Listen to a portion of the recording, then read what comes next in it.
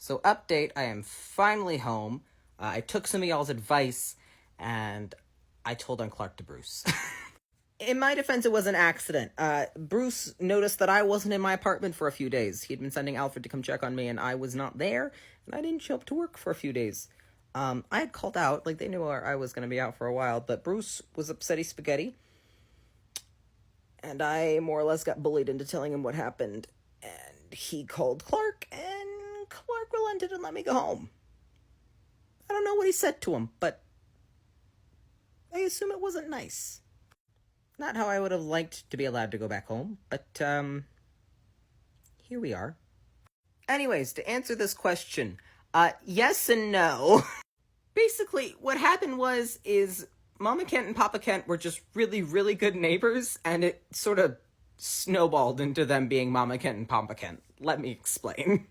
See, my parents had me kind of young, so they weren't necessarily ready to take care of an infant yet.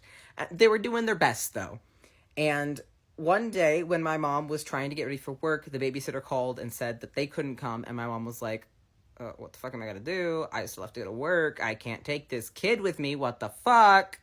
And at this point, Mama Kent had already been being really nice to my parents. She had noticed that they were struggling. They were having kind of a hard time. So she had brought over, like casseroles and loaves of bread, dishes, and some of Clark's old baby toys and baby clothes because, my parents were doing their best, but they were young and it was hard and she wanted to help as best she could. So when my mom realized that she didn't have childcare, but she had to go to work because she couldn't miss a day, she went over to the Kent's house and she was like, hey, I'm really sorry to do this, but is there any way you can watch Adrian? Like, I can't miss a day at work and my babysitter called out. And I mean, I'll pay you anything. Please, I need somebody to watch him. And Mama Kent was like, oh, baby, sure. I'll take care of him. It's fine. Don't even worry about it. Like, he can hang out with me all day. It's no big deal. And Clark and I are like 8 years apart. So there was Mama Kent with this infant and an 8-year-old just hanging out at the house, doing what you do. And apparently, I don't remember this because I was an infant, but apparently Clark saw me and decided that I was going to be his. Mama Kent had put me down for some tummy time while she was making a bottle, and when she turned around, Clark was on his stomach playing with me, just having a good old time. And apparently by the end of the day, the two of us were inseparable. Clark did not want to leave my side, and I was devastated when I had to leave.